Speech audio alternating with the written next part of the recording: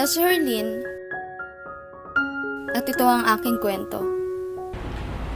Anak, may papakilala pala ako sa'yo. Hi, Abby! Ako nga pala si Herlin. Ang cute mo naman. Ang swerte ko, may anak akong cute at napakaganda pa. I don't need the mother. I hate you. Babe, pagpasensyahan mo na yan ha. Balang araw matatanggap ka din yan. Okay lang, babe. Masanay din ako dyan. At siya, pero sa ngayon, gagawin ko yung best ko para mas lalo pa siyang mapalapit sa akin. Lalo na ako. Tara na, babe. Nak, akit muna kami ng mami Herlin mo ha. I hate you!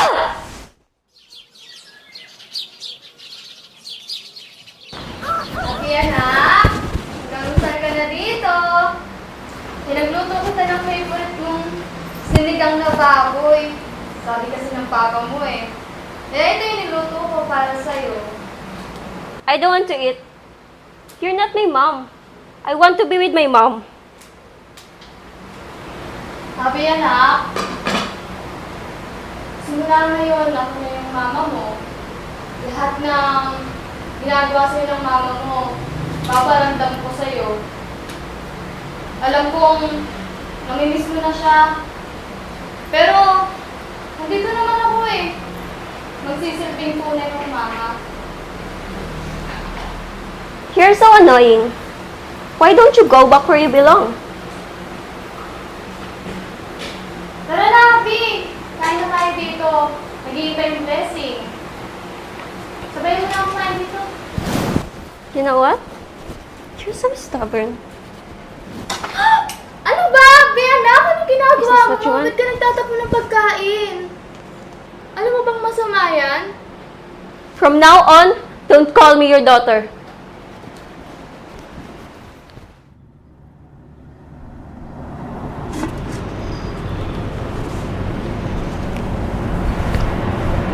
Hi, babe! Napatawag ka. Break time mo? Oo, babe. Oo nga pala. Kamusta kayo ni Abby dyan? Okay lang ba siya? Ikaw, kamusta ka sa kanya? Eto. Tinapon yung pagkain. Ilang beses ko nang pinilit. Pero ayaw pa rin. Gumawa ako ng way. Pero ganun pa rin, ayaw niya eh. Kahit kailan talaga hindi na nagbago si Abby. O siya, babalik na ako. Tumawag lang ako saglit para sabihin sa yung 8 PM makakarating na ako. Saka, wag ka na maluto ng ulam ha. Bibili na lang ako. I love you, babe. Sige na. Mag-iingat ka dyan ah. I love you too. Bye.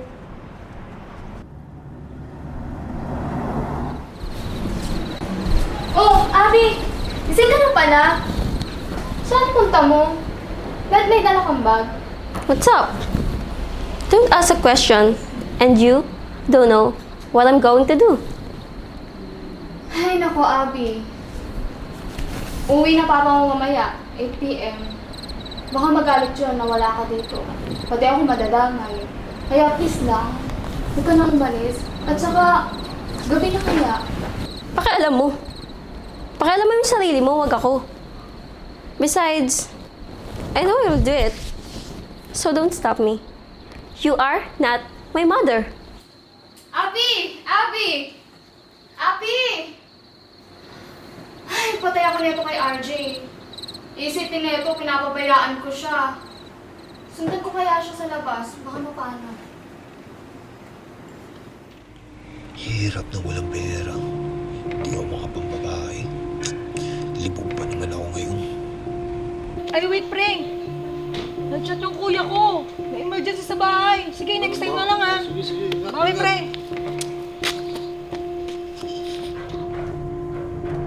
Hi, kuya. Pwede po bang magtanong kung kilala niyo tong nasa picture? Eh, hindi po eh. Bakit po? Kasi umalis kanina, tapos tinawagan ko yung mga friends niya. Wala daw doon. Naku, ang dami pa man ding nawawalang bata dito sa amin. At usong-uso dito yung yung kinukuha yung mga bata. Kung ako sa'yo, pumunta tayo sa barangay. doon mo ipagtanong, mas makakatulong sila para mahanap yung kung sino yan. Totoo po ba, kuya? Diyos kong bata ka. Kuya, okay lang po bang samahan mo ako sa barangay? Kasi bago lang po ako dito. Sige, tara. Kuya, malapit na po ba tayo?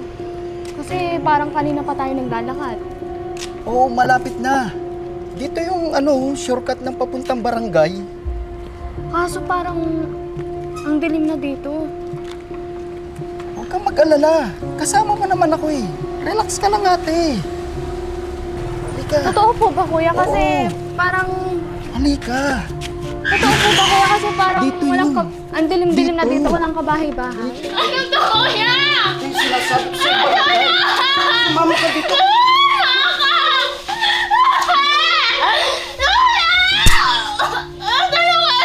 Kahit magsisigaw ka, walang makakarinig sa'yo dito.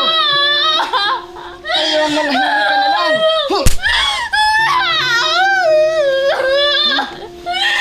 Manahimik ka na lang.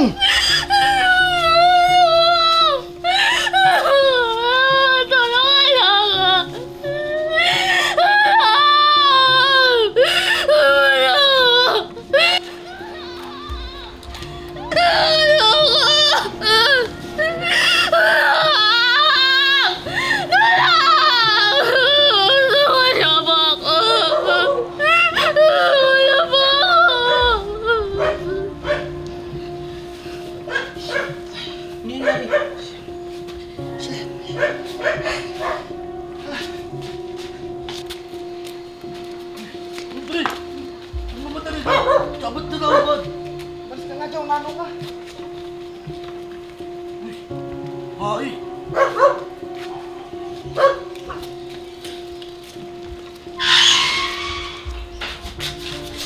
Ate! Ate! Ate, ano nangyari po sa inyo, ate? Ate! Ate, anong po ginawa sa inyo ni Patrick, ate? Ate, gising po kayo! Ate! Ate, gising po kayo! Ate! Gago na yun. Gago. Uy, anong ginawa mo kay ate? Anong ginawa mo kay ate? Wala akong ginawa kayo, ate! Nakita ko lang siya! Hindi ko siya ginanoon! Nakita ko lang siya nakahiga! Ate, hindi mo ako lumano kay ate! Ate! Ate, hindi mo ako! Nakita ko lang po siya nakahiga dito! Sumbong kita, anong ginawa mo kay ate? Ate, hindi mo ako lumano kay ate! Anong ginawa niyo kay ate? Ate, nakita ko lang po siya dito, ate! Huwag niyo po ako video, ate! Wala! Wala! Uy, ate! Babe! Dito na ako, babe! Paano mo lang sumasagot? O Abby! Gabing-gabi na! Saan ka galing? Nakita mo bang mami Arlene mo? Sino, ma'am? Hindi ko siya nakita. Tsaka, lalo pa ka sa babae niya. By the way, why do you love that girl more than me? Gusto mo na rin ba akong palitan? Hello? Kayo po ba yung RJ? Oh, ako nga. Kilala niyo po tong Herlene Bautista? Bakit? Kung kayo Ano magugulat sa sa sabihin ko, si Ma'am Herlene Bautista po kasi naghahasa. Ano? Naghahasa? Paano nangyari yun? May nakilala daw po siyang manong para tulungan siya at pumunta sa barangay. Pero, doon po nangyari yung unang pangahalay ng manong na yun. Doon po sa may bakanting lote kung saan sinasabi po ng manong nasa barangay daw po sila pupunta. Pero sir, wag na po kayo mag-alala dahil ginagawa po namin lahat ng trabaho namin para mahanap po yung lalaking ng halay kay Miss Arlene. Puntahan niyo na lang po siya dito sa hospital sa Kainta. Dad?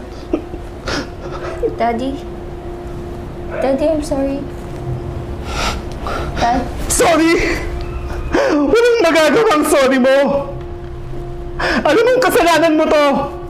Nang dahil sa'yo, naghahasa ang mami Arlene mo! Apakasama ng ugali mo eh!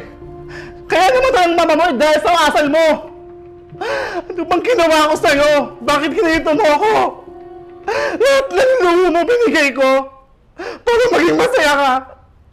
Para maging mabuting ama ako para sa'yo! Bakit mo ito ginawa sa akin, Abby? Bakit mo ito ginawa? Daddy, hindi ko naman po alam na sinundan niya ako nung gabing yun eh. Hindi ko naman alam na sinundan ako ni Tita Arlene eh. Hindi ko alam na mangyayari sa kanya to. Daddy, I'm sorry.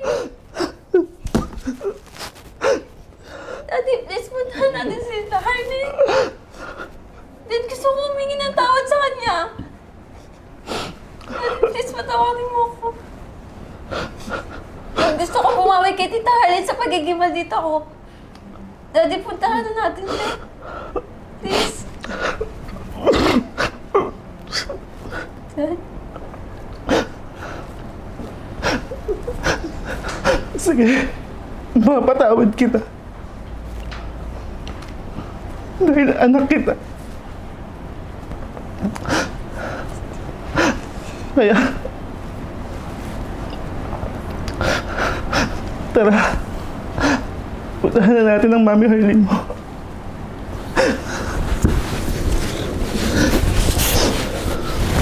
Ano ba to si Kuya? Wrong timing. Sayang yung libre ni Boknoy. Ano ba to? Ba't nagmamadali itong dalawa na to? Di lang marunong mag-excuse. Buisit. Ayon sa mga pulis, sa pinatang hinatak ng suspect ang biktima bago tuluyang talian at tuluyang hinalay na nga ang biktima. Hindi na nahabol pa ang suspect dahil nabigla ang lahat sa nangyari. Agad ay nireport sa pulis sa insidente